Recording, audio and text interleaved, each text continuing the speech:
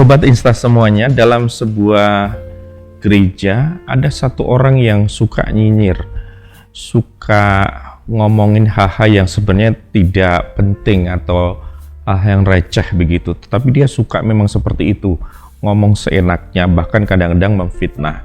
Tapi yang sering dia adalah nyinyirin. Semua bisa jadi bahan nyinyiran, dari jemaat, dari pelayan Tuhan sampai ke pengkhotbahnya. Ketika satu orang yang suka nyinyir itu melihat jemaat yang lain, ketika melihat jemaat lain itu pakai anting-anting, dia langsung bilang, mbak, anting-antingnya kok gede banget kayak rantai gorila. Ataupun ketika melihat jemaat lain pakai sanggul, mbak, itu kok sanggulnya miring ya?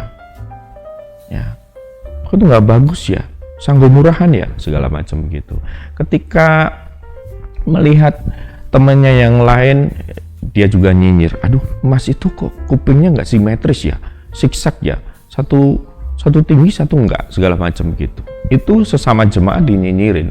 Kemudian melihat pelayan Tuhan yang sedang duduk, dinyinyirin juga, itu pelayan Tuhan kok mager ya, malas gerak, bertindak apa kayak gitu, dari tadi cuman duduk aja, dari tadi cuman ngejogrok di situ begitu. Padahal belum tentu dia males pelayan itu, karena mungkin dia sedang berdoa dan lain sebagainya. Jadi pelayan yang diam dinyinyirin, pelayan yang aktif juga dinyinyirin. Itu pelayan kok dari tadi mondar-mandir kayak setrikaan gitu ya. Paling itu caper, cari perhatian, kurang perhatian mungkin di rumah dan seterusnya. Kemudian untuk berikutnya dia nyinyir juga kepada pengkhotbah. Kalau khotbahnya pendek, si orang ini nyinyirin, itu khotbah kok pendek sekali, kurang bahan, dasar pengkhotbah nggak suka belajar, jadi khotbahnya cuman berapa menit, dinyinyirin. Kalau khotbahnya panjang juga dinyinyirin, ini khotbah kok panjang banget, ini kayak film ya, ini kok panjang sekali, lama sekali. Ini mungkin di rumah nggak dikasih kesempatan oleh istrinya ini untuk ngomong, semua ditumpahkan dalam khotbah, dinyinyirin juga. Lalu pengkhotbah yang semangat, yang antusias juga dinyinyirin. Itu khotbah kok teriak-teriak, khotbah kayak demonstrasi. Khotbah itu yang woles, yang baik gitu gimana sih, yang sopan, masa teriak-teriak dari tadi, tegang selalu. Ini saya bisa pulang-pulang jadi stroke ini, dinyinyirin. Kemudian khotbah yang tenang gitu ya, juga dinyinyirin. Aduh, khotbah kok dari tadi lempeng aja, monoton aja, bikin ngantuk. Gimana kek, bikin variasi kek, khotbah kok kayak gitu. Emang sekolah apa enggak sih? Misalnya begitu, dinyinyirin. Lalu khotbah yang lucu juga dinyinyirin. Nah ini khotbah ini pengkhotbahnya mungkin bahkan nggak kesampaian, ini pengen jadi pelawak, ini pengen jadi stand up komedi tapi nggak kesampaian, maka dia ngelucu terus, dia melawak terus di dalam khotbahnya. Semua dinyinyirin dan di mata dia semua salah, walaupun faktanya belum tentu demikian. Ini satu cerita yang mungkin ada di sekitar kita, orang-orang yang suka nyinyir tanpa data seperti itu ya, di mana orang itu tidak bisa menjaga mulutnya, tidak bisa menjaga lisannya, tutur katanya, apalagi perilaku dan tingkah lakunya. Dan itu sangat berbahaya, itu bisa merusak orang lain, merusak persekutuan, merusak gereja.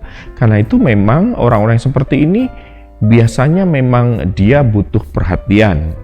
Ada sesuatu yang kosong dalam dirinya, ada suatu kebutuhan yang belum dipenuhi ataupun dia rasakan.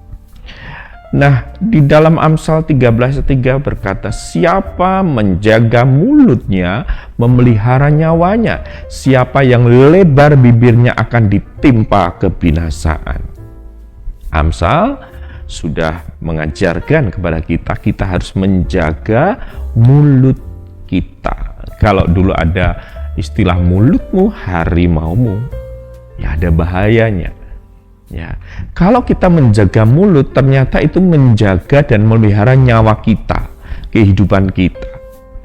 Tapi orang yang lebar bibir, yang suka nyinyir, suka memfitnah dan seterusnya, akan ditimpa kebinasaan, karena omongannya itu berbahaya. Omongannya itu misalnya berisi fitnah dan lain sebagainya, kebencian, itu akan menimpa dia karena itu berbahaya. Oleh karena itu Sobat Islah semuanya, mari kita sama-sama, saya juga belajar, kita belajar sama-sama menjaga mulut kita, ya, karena itu akan berdampak bagi kehidupan kita.